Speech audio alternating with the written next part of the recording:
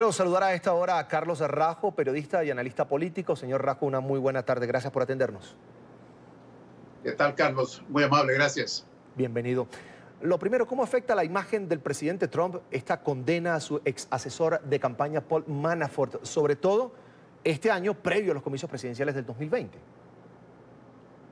Pues es una condena que no hay un veredicto claro, directo sobre el presidente Trump. Se le puede ver la mitad vacía del vaso y la mitad llena. Y me explico. En un sentido, esto es una victoria, si se quiere, moral para el presidente Trump, en el sentido de que es una condena relativamente menor, muy pequeña, de todo lo que el mundo esperaba, de que los mismos fiscales habían pedido, de que los mismos parámetros de esta sentencia se establecen, que eran alrededor de 20 años.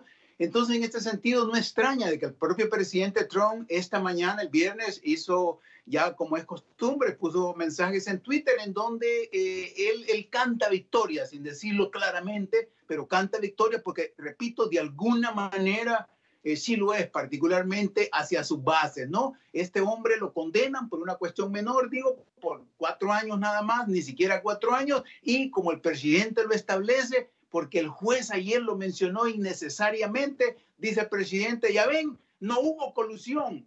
Y hay que dejarlo claro, el juicio no era sobre colusión, este juicio era únicamente sobre los diferentes fraudes, sobre los diferentes delitos que este señor Paul Manafort había cometido. Pero repito, esa es la mitad llena del vaso, si se quiere, en favor del presidente Trump. La otra mitad, la mitad vacía, por supuesto que es un golpe tremendo porque establece que el hombre que fue jefe de campaña del entonces candidato Donald Trump estaba metido en una serie hasta el lodo de fraudes bancarios, fraudes de impuestos y muchos otros delitos que en su momento no los condenó el jurado, pero que después el mismo señor Manafort, cuando hizo un trato con los fiscales en el otro juicio que lo van a condenar la próxima semana, sí se declaró culpable. Entonces digo, es una larga respuesta, pero porque no hay un camino claro, depende cómo se le vea.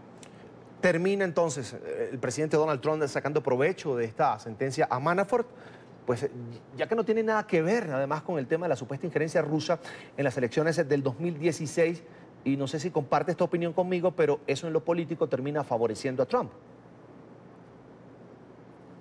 Termina en particular, Carlos, porque la mayor parte de gente, del público, no tiene tiempo para estar apartando estas cuestiones.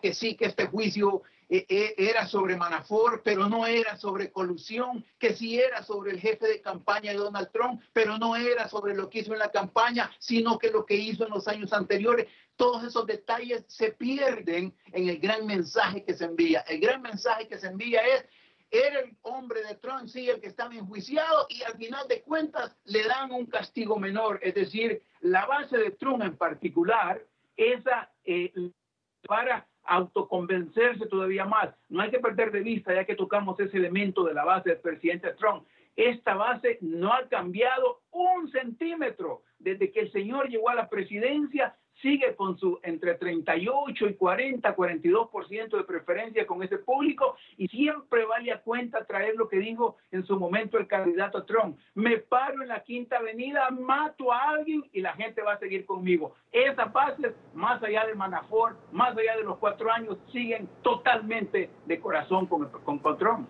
Fíjese, hoy el presidente Donald Trump envía el mensaje de: me siento muy mal por la mala hora, el mal momento que está pasando Manafort, dejando, veo yo así, una vez más en el ambiente esa posibilidad, porque además no lo ha descartado nunca, de otorgarle un perdón presidencial. Es muy acertado el comentario que tú haces. Es dentro de las posibilidades o probabilidades de que haya un perdón eventualmente presidencial. Hay que recordar que el presidente, de acuerdo a la Constitución de Estados Unidos, tiene todo el poder del mundo para perdonar a quien quiera, independientemente del proceso judicial. Entonces, en este caso, es posible que exista.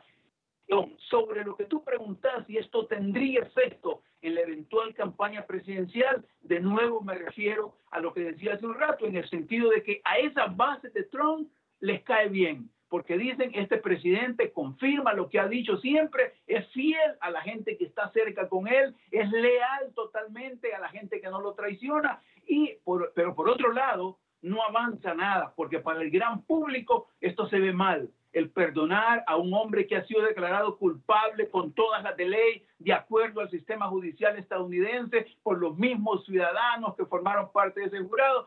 Digo, al estadounidense promedio le ve mal esto, pero repito, en este caso pareciera que toda la estrategia de Donald Trump para vis a vis, no solo para su mandato actual, sino que para la futura campaña presidencial, es cerrar, acercarse más, esa cuestión visceral que tiene con las bases y no le importa a los independientes, ni mucho menos, por supuesto, a algunos demócratas que pudiera traer. Señor Carlos, en Estados Unidos el perdón presidencial puede ser cuestionado, es decir, ¿pueden ir los demócratas a una corte, por ejemplo, a tratar de rebatir esa decisión del presidente? Claro está, si fuera el caso.